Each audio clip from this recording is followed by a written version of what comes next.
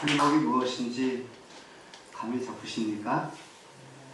화려하지 않아도 내가 정결하게 살아갈 수가 있고, 또 가진 것이 많지 않지만은 우리 하나님 앞에 기도하며 살아가고, 또 정말 눈물 나고 억울한 일 있지만은 주님을 위해서 참고 주님을 위해서 살아갈 수 있다고 하는 이 자체가 또 내가 주님의 자녀로 살아갈 수 있는 것이 행복이라는 것입니다. 저와 여러분이 행복한 줄로 믿습니다. 늘 이와 같은 행복을 누리며 살아가시기를 바랍니다. 이제 5월은 가정의 달입니다. 계절적으로 너무 좋은 계절이죠. 그래서 5월에는 이름이 붙어 있습니다. 무슨 계절? 계절의 여왕. 계절의 여왕이라는 이름. 그 어딜 가든지 정말 녹음이 우거졌어요. 우리 목사님들이 단톡방이 있는데 100여 명 정도 들어와서 이렇게 교제를 나누는 단톡방에도 어제부터 계속 올라오는 사진이 뭐냐면 울창한 그런 가로수가 있고 마치 터널 같은 그 길들을 계속 올리는 거예요. 그러면서 그 꼬불꼬불한 길도 또 올리기도 하고, 또 엠마오의 길 같은 그런 몇 사람이 걸어가는 사진도 찍어서 올리고, 정말 그 걷고 싶은 그런 길들이 쫙 사진이 올라옵니다. 뿐만 아니라 또 이렇게 꽃이 또 만발한 그런 계절 아닙니까? 어디를 가든지 지금은 또 한참 또 장미 넝쿨이 막 피어 있더라고요. 담쟁이 장미가 피어서 가는 데마다 참 예쁘다는 그런 생각이 들게 합니다. 뿐만 아니라 이 5월에는요, 우리 가정에 얽힌 그런 절기들이 참 많습니다. 어린이날이 있었고요, 또 어버이날도 있었습니다. 지난 15일은 또 스승의 날도 있었습니다. 17일은 무슨 날인지 아십니까? 17일은 성년의 날입니다. 17살 되면 성년이 되기 때문에 성년의 날. 그리고 21일은 무슨 날이죠? 부부의 날입니다. 둘이 하나다, 그런 의미에서 21일은 부부의 날이기도 합니다. 이렇게 5월달은 가정과 연관되어져 있는 절기들이 많이 있는 그런 달이라고 볼 수가 있습니다. 너무너무 아름답고 풍성하고 뭔가 의미 있는 그런 5월달인 것 같아요. 근데 여러분, 이 가정이라고 하는 것은 하나님이 우리 인간에게 주신 최초의 공동체를 이 가정으로 허락해 주셨어요. 교회보다도 이 가정을 먼저 하나님이 허락해 주신 것입니다. 그렇기 때문에 이 가정이라고 하는 것은 굉장히 중요한 의미를 가지고 있죠. 또 거기서 태어나서 인생을 출발하는 시작점이기도 하고요, 인생을 다 살고 나서 마지막 인생을 끝맺는 것도 가정입니다. 그래서 이 가정은 이 가정 생활의 알파와 오메가라고도 할 수가 있습니다. 우리의 생활, 인생의 알파와 오메가, 이게 가정입니다. 그러므로 이 가정 생활에 성공했다 하는 사람은 인생에 성공했다고 해도 과언이 아니에요. 그만큼 가정은 내 인생의 핵심입니다. 핵심 가치. 그 가정의 소중함을 알아야 됩니다. 그 가정에서 행복을 누리지 못하면 세상 어디를 가든지 그 사람은 행복을 누리지 못합니다. 정말 가정의 가치를 잘 이해하고 알 수 있어야 될 겁니다. 그런데 이 가정에 대한 그 개념을 잘못 알고 있는 경우들이 참 많죠. 가정은 여러분, 어떤 공간적인 것이나 아니면 소유적인 개념이 아닙니다. 이 가정은 관계의 개념입니다. 관계. 내가 얼마나 넓은 평수에서 살고 있나, 얼마나 비싼 집에서 살고 있나, 이것은 가정의 개념이 아니라 그것은 공간 내지는 어떤 그 물질적인 소유의 개념으로서의 집에 불과한 거예요. 영어로 말하면 하우스 개념입니다. 가정은 홈의 개념이라 했는데 이 하우스 개념으로 끝나버리는 사람들이 많아요. 그 사람들은 아무리 태골 같은 집에서 산다고 할지라도 진정한 가정의 의미를 못 누립니다. 왜냐하면 가정이라고 하는 것은 관계에서 형성되어지기 때문에 여러분 부부지간의 관계 또는 부모자식 간의 관계 또는 형제지간의 관계 그 아름다운 관계를 통해서 공동체를 이루고 천국과 같은 가정을 이루어 나가야 한다는 거예요. 우리는 가정이 정말 소중하기 때문에 그래서 예수님도 말씀하시기를 누가복음 17장 21절에서 또 여기 있다 저기 있다고도 못하리니 하나님의 나라는 너희 안에 있느니라 그렇게 말씀하셨어요. 여러분 너희 안에 있다고 하는 말은 너희 관계 속에 있다는 거예요. 그러므로 이 관계가 깨어진 그곳에는 하나님의 나라가 있을 수가 없습니다. 아무리 넓은 집이라도 이 관계가 깨어져 버리면 그곳은 하나님의 나라가 아니라 오히려 지옥과 같은 곳이 되는 거예요. 여러분 지옥이라고 하는 게 뭔지 아십니까? 정말 같이 있고 싶지 않은 사람은 같이 있는 거예요. 그 지옥을 경험하는 겁니다. 거기서 가보지 않아도 지옥을 가보지 않아도 정말 같이 있고 싶지 않은 어떤 사람과 같이 그 한 공간 안에서 있다고 하는 그 자체가 지옥 같은 것을 내가 느끼게 된다는 거예요. 그러므로 하나님의 나라가 너희 속에 있다고 그랬는데 요즘 우리가 살아가고 있는 이 가정이라고 하는 것은 과연 어떠냐?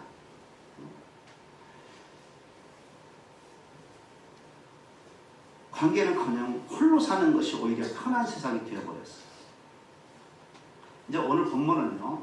여호와를 경외하는 사람이 그 가정에서 누리는 복이 어떤가 하는 것을 말씀해 주고 있습니다. 여호와를 경외하는 자의 가정의 복이 어떤가. 오늘 1절에서 4절까지 한번 같이 읽어보겠습니다. 1절에서 4절 시작. 여호와를 경외하며 그의 길을 걷는 자마다 복이 있도다. 내가 내 손이 수고한 대로 먹을 것이다. 내가 복되고 형통하리로다. 내 집 안방에 있는 내 아내는 결실한 포도나무 같으며 내 식탁에 둘러 앉은 자식들은 어린 감람나무 같으리로다. 여호와를 경외하는 자는 이같이 복을 얻으리로다. 아멘. 자, 이 같은 복을 얻으리로다. 자, 그러면은 여러분 지금 여기에 기록되어져 있는 이 메시지가 쭉 서론되어져 있는 이 내용이 여러분이 진정으로 복이라고 생각하십니까? 응? 아니 지금 여기 쭉 서술하고 있는 이 내용이 여러분들이 진정한 복이라고 생각하냐 그 말이에요. 아멘. 아멘입니까? 아멘. 네. 아멘 하는 사람은 하나님의 감동하심이 있어서 하는 줄로 믿습니다. 아멘. 그렇지 않은 사람은요. 이게 복인가? 이게 뭔 복이야? 이렇게 생각할 수밖에 없어요. 세상 사람들이 이 내용을 읽고서 이런 복 받은 가정 되세요? 이렇게 사세요? 그러면 이게 뭐 복이야? 이걸 굳이 복이라고 얘기할 거 있어? 이건 다 그냥 평범한 거 아니야? 다 누구나 누리는 거 아니야? 이렇게 생각할 수가 있다는 것입니다. 이건 당연한 것이지 구태여 복이라고까지 얘기할 필요가 뭐 있겠느냐 그 말이에요. 이 상황이. 사람들이 흔히 생각하는 복이라고 하는 게 뭡니까? 최소한 좀 대박 터지는 거 그런 거 아닌가요? 우리 구약에서 정말 복의 사람 그러면 누굽니까? 야곱 같은 사람 말하는 거 아니에요. 물론 그가 그 집을 떠나가지고 라반의 집에 가서 한 20여 년 오랜 세월 동안 좀 고생은 하긴 했어요. 그렇지만 그 이후에 한 20년 세월 이후에 그 결과가 어떻습니까? 한때 그때를 이르러서 마침내 뭐가 됐다고요? 거부가 됐다는 거예요. 거부가. 어마어마한 거부가 된 거예요. 적어도 이 정도 돼야 좀 복을 받았다. 이렇게 얘기할 수 있는 건 아니겠어요? 또 오병이어의 사건, 우리 예수님이 하신 것. 보리떡 5개, 물고기 2마리. 애가 지금 한 끼 식사로 도시락 싸가지고 온 거예요. 근데 그것을 가지고 예수님이 축사를 하시고 나눠줬더니 장정만 5,000명, 자그마치 남녀노소 하면 2만여 명 가까이 됐을 것이라고 생각을 하는데 그 많은 사람들이 먹고도 12광주리나 남은. 그러니까 2만 배 뻥튀기 한 거예요. 2만 배. 요즘 비트코인 여러분 뉴스 막 들어서 아시겠지만 막 지금 상장돼 가지고 막 수없는 어떤 비트코인 딱 돈 10만 원 가지고 샀는데 하룻밤 자고 나니까 10억이 돼 있어.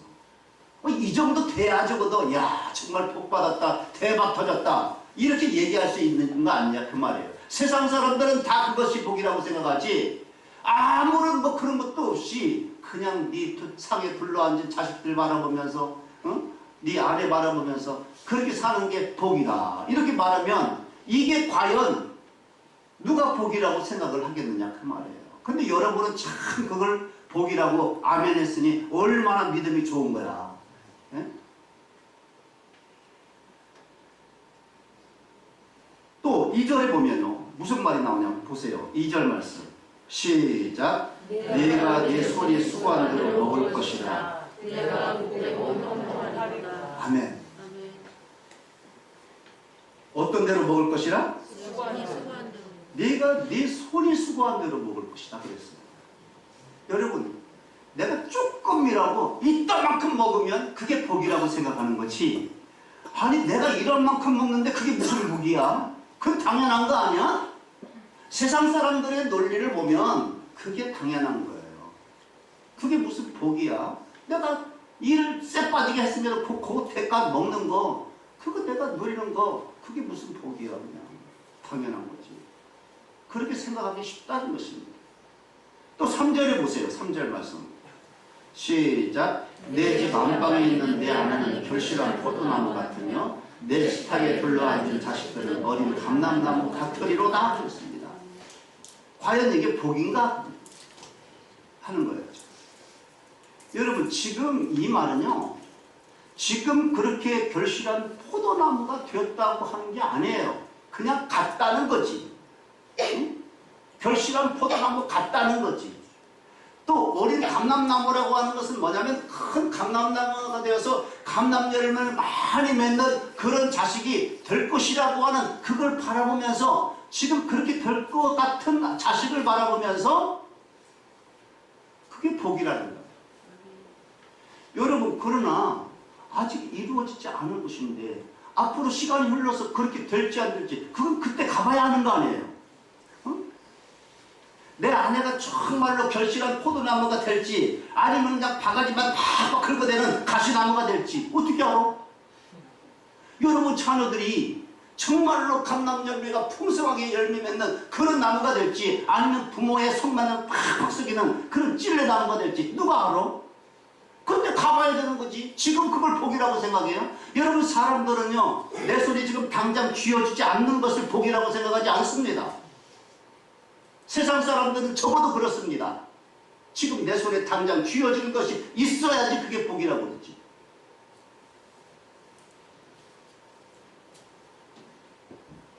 또 6절 말씀 또 읽어볼까요? 6절 말씀 시작. 내 자식의 자식을 볼지어다 이스라엘에 평강이 있을지어다. 여러분 요즘 자식이 말이죠 4-5명씩 나가가지고 막 구질구질이가 사는 거 그게 복입니까? 물론 옛날에 농사 짓는 시대에는요 손길이 많이 필요했기 때문에 자식이 많은 게 그게 아주 그냥 대수였어요.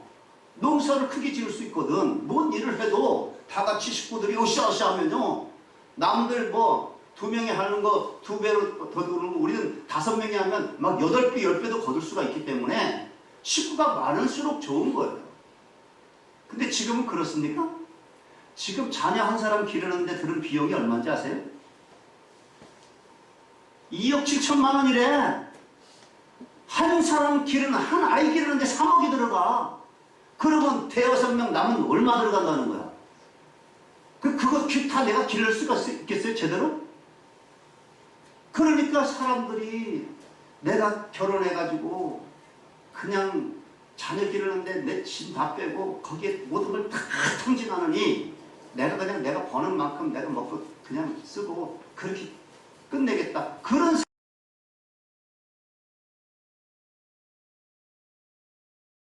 사고를 가지고 있는 사람들이 얼마나 많아요.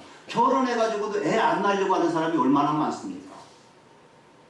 근데 자식의 자식을 본다는데 그게 과연 복이냐 그 말이에요. 요즘 시대에 맞는 말입니까 이게?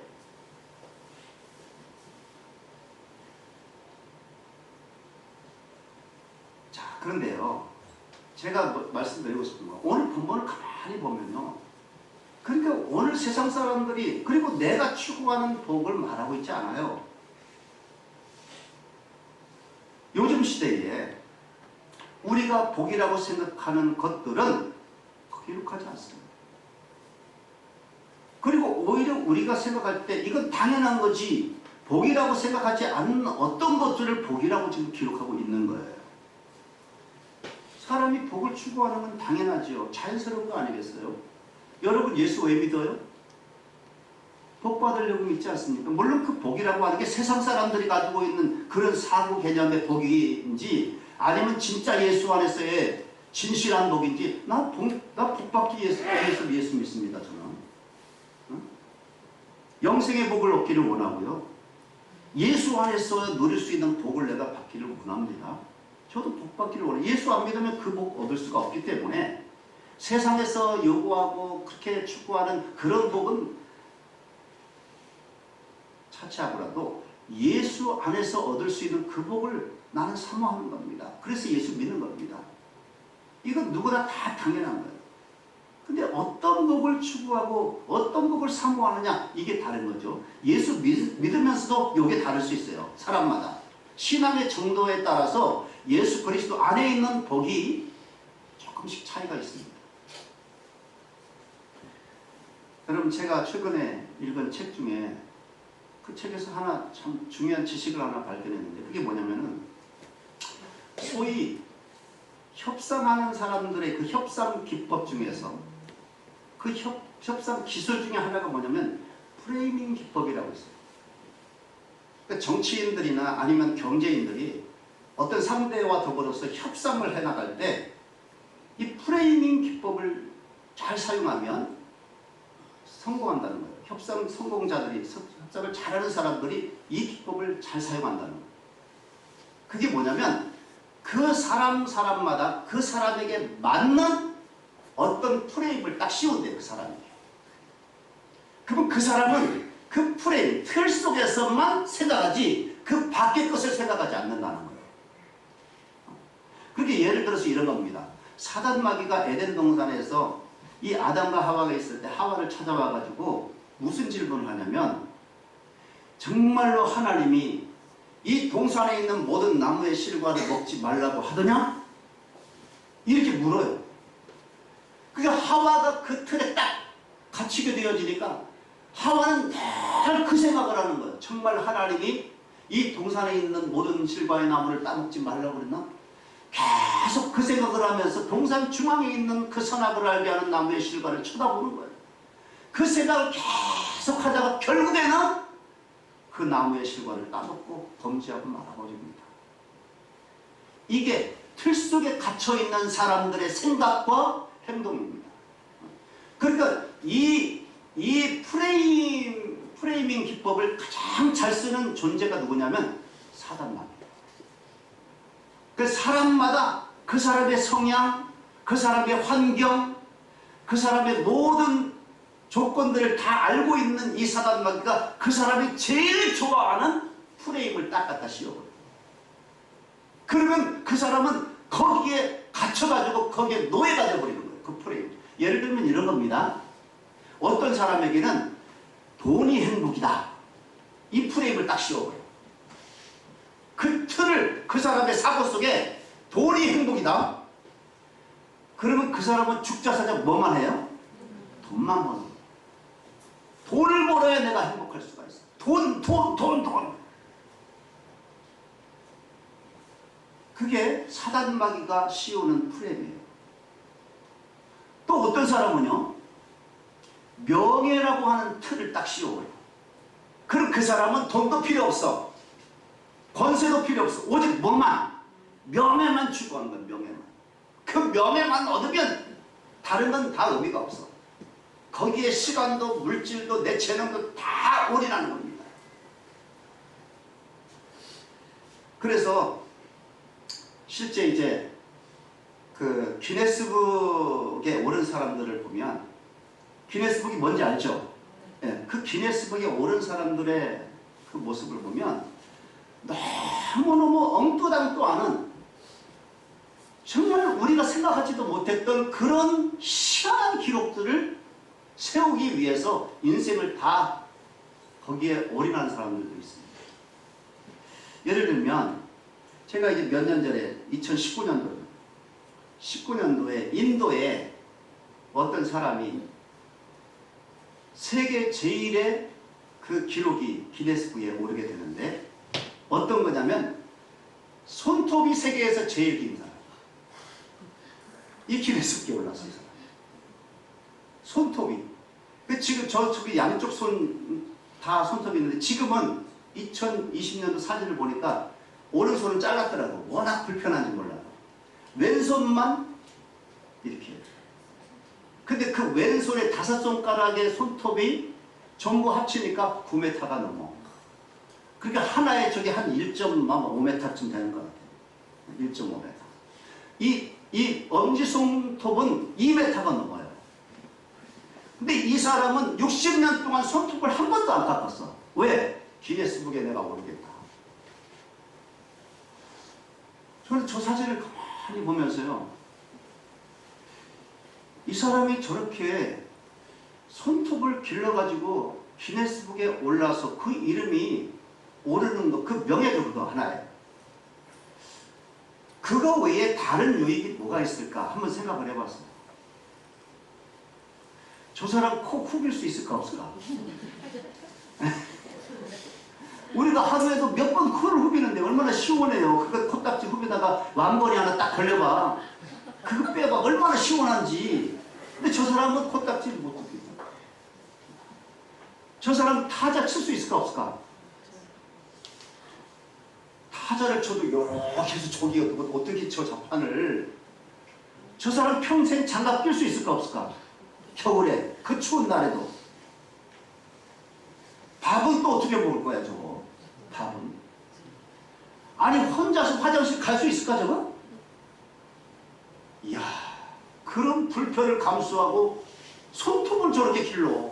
저게 무슨 유익이 있다고? 저걸로 돈 벌고 다니나? 그런 것도 아니야. 단지 기네스북의 최고 손톱이 긴 사람이라고 하는 그 이름 하나 올리기 위해서, 그 명예를 위해서 60년 동안 그 고생을 한 거예요. 여러분, 이것이 바로 사단마귀가 어떤 사람에게 명예라고 하는, 꼭 저런 손톱이 아니더라도 명예라고 하는 틀을 딱 씌워놓으면, 프레임을 씌워놓으면 그 사람은 거기에 갇혀서 다른 걸 생각을 못해. 다른 가치 있는 생각을 못한다고.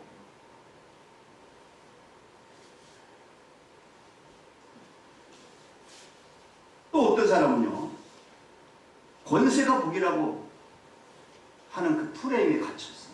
그 사람은요, 오직 권세가, 권세 얻으려고 얼마나 정치인들 중에 이건 정말 간을 다 빼주면서 그렇게 정치하면서 권세를 얻으려고 해요.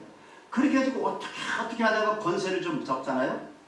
그러면 사람들이 와가지고 꽃다발 주면서 박수 쳐주면서, 그러면 그거 받고 또 그것 때문에 좀 좋아하죠. 근데 그거 끝나면요, 검찰에서 오라 그래. 검찰에서. 그리고 감옥에 가야 돼. 그런 사람들이 얼마나 많은지 몰라. 권세를 추구하면서. 그게 행복입니까? 에? 여러분, 명예라고 하는 그 프레임에 갇혀서 그 손톱 하나 길러서 그게 행복입니까? 그걸 행복이라고 말할 수 있느냐고. 또 어떤 사람에게는요, 이 마귀가 미모라고 하는 프레임을 딱 씌워. 미모의 프레임을 딱 씌우면요, 그 사람은 하루에도 수십 번씩 거울만 쳐다봐. 계속 그냥 머리를 구부렸다가 폈다가 그냥 올렸다가 내렸다가. 또 수술도 그냥 몇십 번 해가지고 얼굴이 완전히 바뀌어져 있는 그 모습. 이게 사단마귀가 사람마다 어떤 프레임을 씌우느냐에 따라서 그 사람이 그런 행동을 해요. 왜 제가 이 말씀을 드리느냐?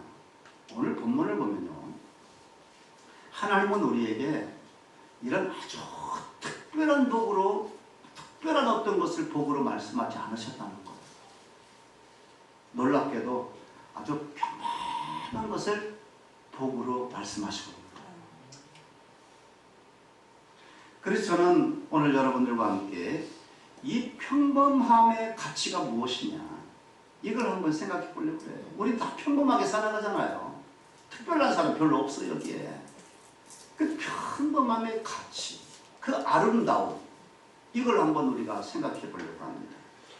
여러분, 평범함이라고 하는 것은 가치가 없다는 의미가 아닙니다.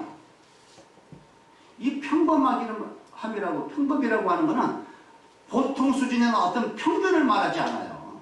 우리 집사람은 평균이야, 평균 이하야, 무슨 뭐. 아유, 우리 아이가 보통이라도 되었으면 좋겠어. 그런 얘기가 아닙니다, 이거는. 여러분, 평균이라고 하는 것은 존재를 말합니다. 평범이라고 하는 것. 이 평범하다 그런 건 존재를 말합니다. 존재의 가치를 말하고 있어요. 내 아내가 존재하고 내 자식이 존재한다는 거, 그게 평범이고 그 자체가 복이라는 거예요. 하나님은 지금 그걸 말씀하고 있는 거예요. 내 아내가 내 가정에 있고 내 자식들이 내 가정에 있다고 하는 그 자체가 하나님은 복이라고 지금 말씀하고 있는 겁니다. 하나님은 우리 모두에게 가정을 주셨어요. 근데 가정은 다 평범합니다. 똑같습니다. 대통령 가정은 좀 특별하겠죠? 여러분, 대통령은 대통령 일을 할 뿐이지 가정은 다 평범해요. 똑같은 거예요. 다르지 않아요, 대통령 가정. 목사 가정 좀 특별하지 않나? 전혀 그렇지 않습니다. 제가 솔직하게 말씀드리는데 우리 가정 평범합니다. 여러분하고 다른 가정 다른 거 하나도 없습니다. 모든 가정은 다 평범합니다. 하나님이 그렇게 만들어 놓으셨기 때문에. 어떤 여인이요, 현재 남편이 마음에 안 드는 부분이 너무 있어. 그래가지고 이 남자하고 살면 불행할 것 같아. 그래가지고 이혼을 했어. 그 다른 남자 만나면 이 남자보다 낫겠지 해가지고 결혼을 또 했는데 그 남자에게도 또 마음에 안 드는 부분이 있는 거예요. 그러니까 결혼하고 헤어지고 또 이혼하고 결혼하고 또 결혼하고 또 헤어지고 또 이혼하고 결혼하고 계속 그러다 보니까 나중에 누구하고 결혼했어?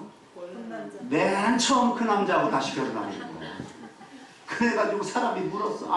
아니 그 사람 싫어가지고 이혼하지 않았어 했더니 뭐라고 대답했게? 살아보니까 다 그놈이더래. 그러니까 특별한 사람이 없는 거예요. 다 사람은 장점이 있는가 하면 단점이 있고 다 고만고만한 거 사람이야. 근데 사람 신이 아니야. 사람이에요, 사람. 그러니까 다 평범하다는 거예요. 연말이 되면요, 매스컴에서 나오는 뉴스 중에 하나가 뭐냐면 이게 꼭 단골로 나와요. 그게 뭐냐면 수능 시험을 보고 수석으로 합격한 사람들 인터뷰하는 내용이 나와요. 그러면 그 아이들 대부분 보면 자기는 학원도 안 다니고 과외도 안 받고 그리고 그냥 학교에서 가르치는 공부만 열심히 했는데 이런 성적을 거뒀다는 얘기를 대부분 다 합니다.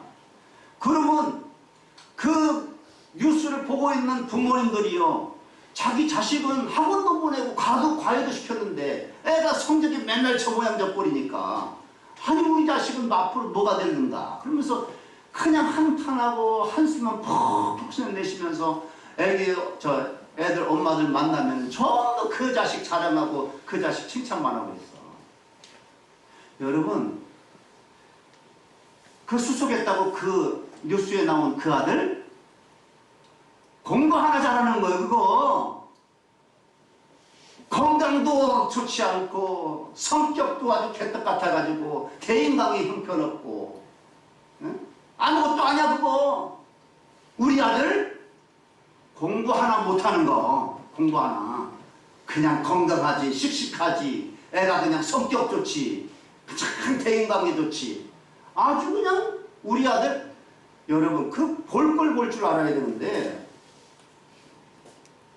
엉뚱하게 우리 아들 좀 장점만 못 보고 다른 애들 그 한 가지 작은 거 그거 가지고 비교하니 이 아들을 어떻게 사랑할 수가 있고 어떻게 칭찬할 수가 있어요.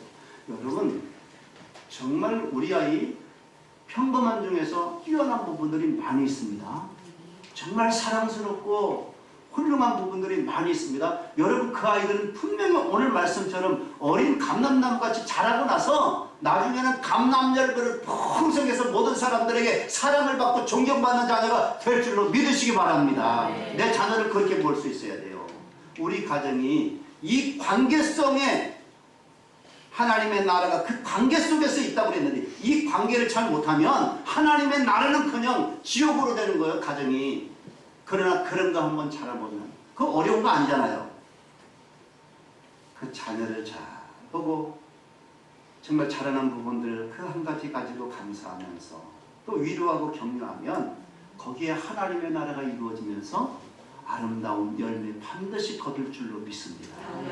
이게 우리 가정이 돼야 되는 거예요. 청소년 잡지에 실린 글입니다. 제목이 뭐냐? 부모님이 나를 화나게 만들 때. 이게 제목이에요. 책 제목. 아이들이 직접 이제 집에서 부모님들과의 관계 속에서 부모님에게 말을 들었을 때 느끼는 감정을 거기에 이제 글을 쓴 것을 모아놓은 책입니다. 근데 그 책의 부제목이 더 심각해요. 그게 무슨 제목이냐? 부제목이 뭐라고 되냐면 내가 가출 충동과 자살 충동을 느낄 때. 그게 부제목이에요. 내가 언제 이 집구석을 뛰쳐나가고 싶으냐? 아니면 내가 정말 인생을 살 가치를 잃어버리고 내가 인생을 하직할 그런 감동, 충동을 느끼는 그때는 언제냐? 부모님에게 어떤 말을 들었을 때라는 거야. 그리고 부모님은 무심코 던진 말에 자녀를 해야 돼. 무심코. 그리고 어떤 의미에서 보면 자녀 잘 되라고 하는 마음이 그 안에 담겨 있을 수도 있어요. 그런데 무심코 던진 그 한마디가 자녀들의 마음속에 집을 뛰쳐나가고 싶은 충동과 내가 자살하고 싶은 충동을 느끼게 하는 그런 말들이 있다는 것입니다. 제가 그게 무슨 말인지 한번 적어봤어요. 한번 들어보세요. 찍소리 하지 마, 미친놈 새끼. 공부도 못하는 주제에. 니까지 뭘 한다고 주둥이나 불거려. 내가 밥을 먹어도 너보다 더 많이 먹었어. 너 정신 나간 소리 작작해. 야, 공부하기 싫으면 쓰레기나 청소하면서 살든지 해. 아주 너 생긴 대로 노는구나. 공부도 못하는 주제에 무슨 말이 그렇게 많아? 너 같은 걸 어디다 써먹겠냐. 돈이 아깝다, 돈이 아까워. 에휴, 이게 다 내 팔자지. 저걸 낳고 내가 미역국을 먹다니. 차라리 나가서 되져버려. 호적파버릴 테니까. 진짜 종자 하나는 더러운 걸 가지고 태어났네. 문둥이 자식 지랄하고 자빠졌네. 어쩌면 하는 짓이 꼭 지혜를 닮았을까? 여러분도 그랬지? 그럼 덕성교회 성도들의 수준이 어느 정도인데 이런 말을 했겠어요? 안 했어요? 안 하셨을 줄로 믿습니다. 여러분 이 아이를 하나님이 나에게 얼마나 큰 복덩이로 주셨는데 그런 아이들에게 이런 말을 함부로 해서 되겠어요?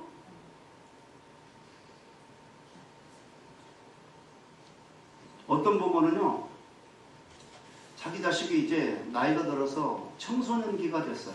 근데 이 청소년기가 되면 왜 아이들이 반항하잖아요. 부모님들의 말에 반항합니다. 그것 때문에 막 속상해 죽겠다고 심지어는 그 자식을 막 욕을 하면서 저주까지 하는 그런 부모들도 있어요. 애가 말을 안 듣는다고.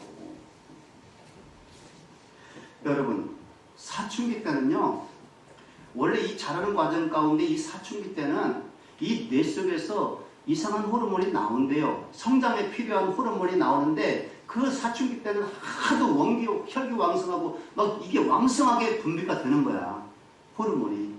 그러다 보니까 거기에 대한 자연스러운 반응으로 그게 나타나는 거예요. 여러분, 왜 어르신들, 여자분들도 왜 그 나이 들면 뭐 그런 거 있지, 기분 우울하고 막 이럴 때가 있다고 그래요. 그게 뭐예요? 갱년기라는 게 있잖아요. 그 과정이 하나의 인생을 살아가는 과정. 그런데 이 청소년기 때는 그 아이들이 자라는 과정 가운데 그런 과정이 있는 거예요. 왜? 몸이 자기 스스로가 의지적으로 그렇게 하려고 하는 게 아니라 몸에 자연스럽게 그렇게 되는 거야. 호르몬이 분비되는 과정 가운데. 그러면 애들이 좀 이상한 행동을 하게 되면 어떻게 생각해야 되겠어요? 저 자식은 어떻게 다른 자식보다는 다르게 왜 저렇게 행동을 이게 아니라, 호르몬이 좀 과다 분비가 돼서 이상한 호르몬이 지금 역사하는구나 생각을 하고, 그러면은 큰 문제 없어, 아무 이상 없어, 그 과정 가운데 그런 게 나타날 수 있구나 생각하는 거예요. 응? 그래서 이상하게 행동을 하고 말이죠. 병더스럽고 짜증을 내고 성질을 내고 다 그런다는 겁니다.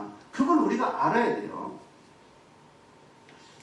또 딸을 봤더니요, 오늘은 보니까 머리를 노랗게 하고 왔어. 응? 그러면 또 무슨 호르몬이 또 어떻게 강림하셨나, 그렇게 생각하면 간단한 거예요. 또 뿐만 아니라 애가 어느 날 갑자기 배꼽을 내놓고 다녀, 딸이.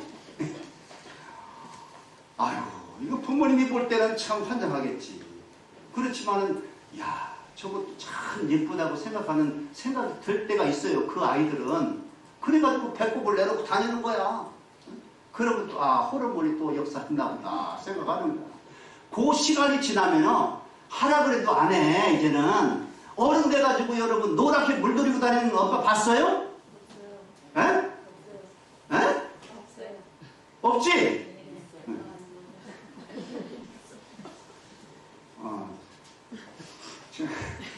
아주 호르몬이 나오나 봐.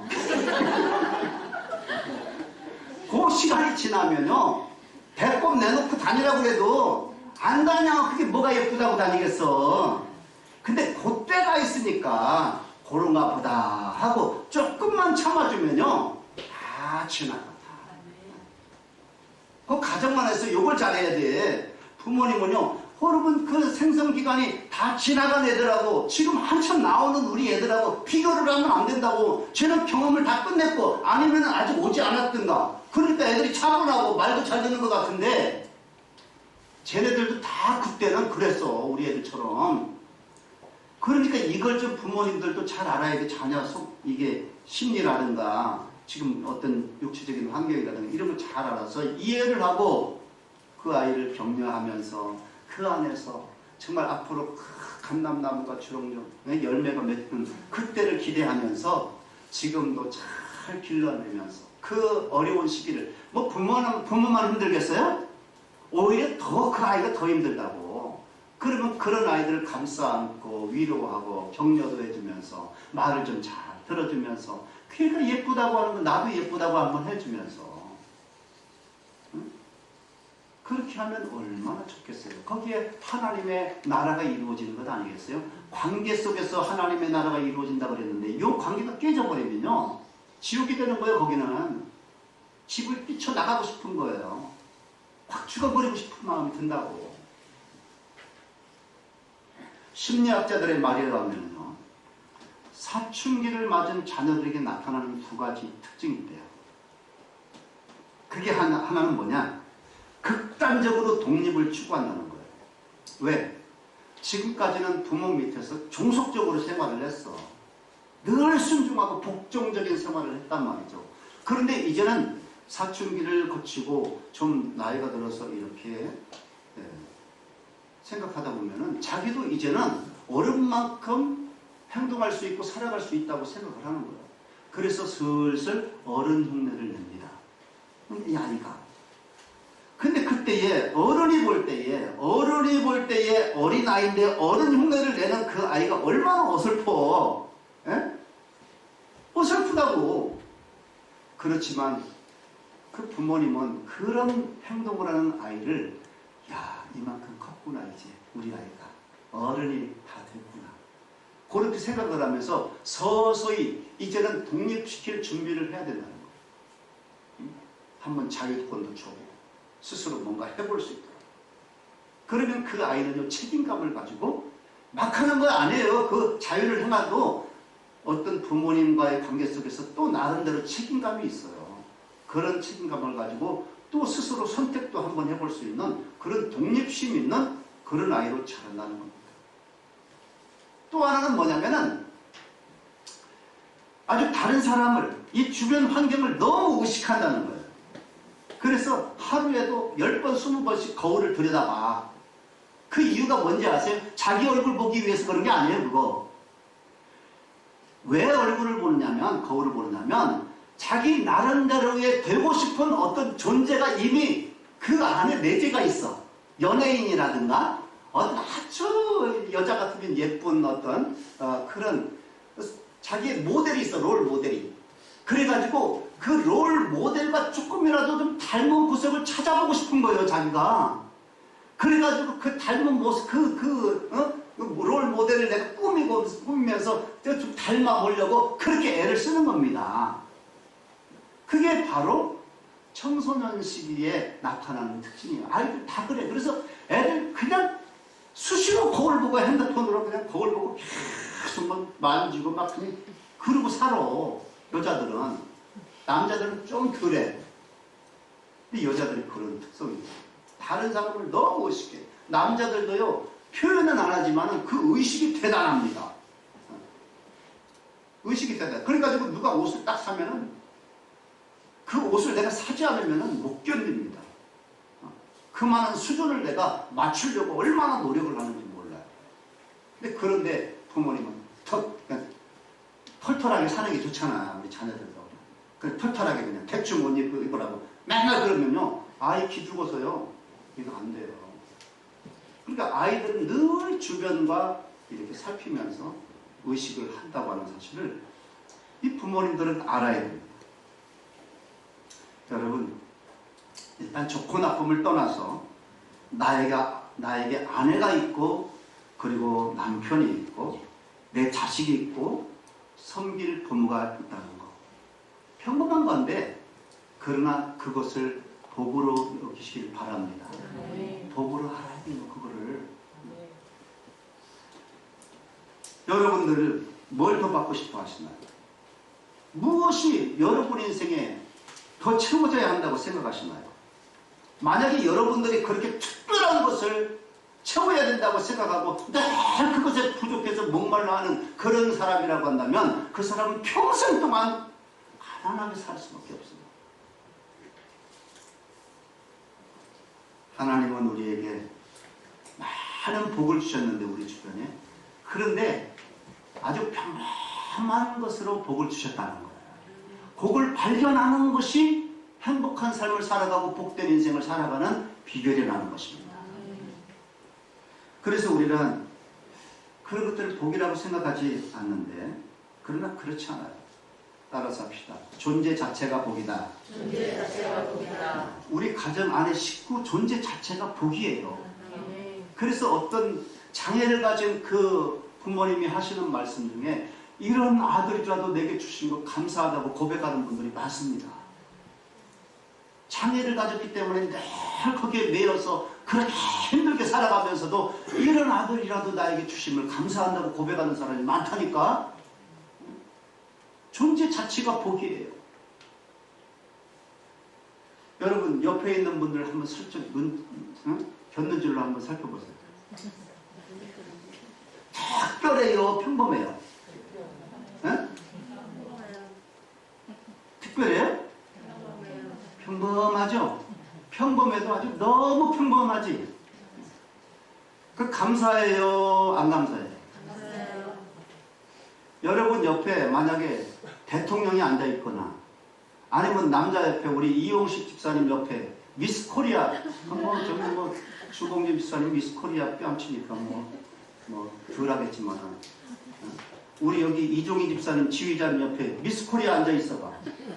예배 제대로 드릴 수 있어요, 없어요? 계속 이러고 있어요.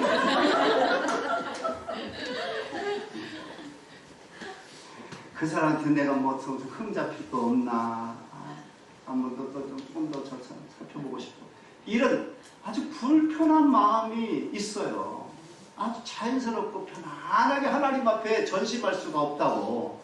그러니까 내 옆에 평범한 사람이 앉아있다고 하는 그 자체가 감사해요.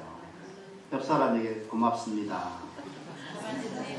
평범해서 고맙습니다. 평범해서 고맙습니다. 집안에서도요, 여러분 남편이요, 기둥 같은 남편이에요. 평범하지만 기둥 같은 남편이에요. 평범하지만 결실한 포도나무 같은 아내예요. 평범하지만 풍성하게 감람 열매를 맺을 수 있는 어린 감람나무예요. 지금은 평범하게 보여. 감사하세요. 5월달 가정의 달인데 우리가 오늘 성령 강연절임에도 불구하고 왜 이 말씀을 드립니까? 여러분, 성령 정만 받는 것도 좋지만 여러분의 가정이 진짜 하나님이 다스리는 행복한 가정 되기를 축원합니다. 그 가운데서 우리가 성령도 추구하고 또 믿음도 생활해야 되겠죠. 여러분의 가정이 깨어져서 늘 그냥 갈등 속에 지옥 같은 삶을 살면서 신앙생활 불가능합니다, 여러분.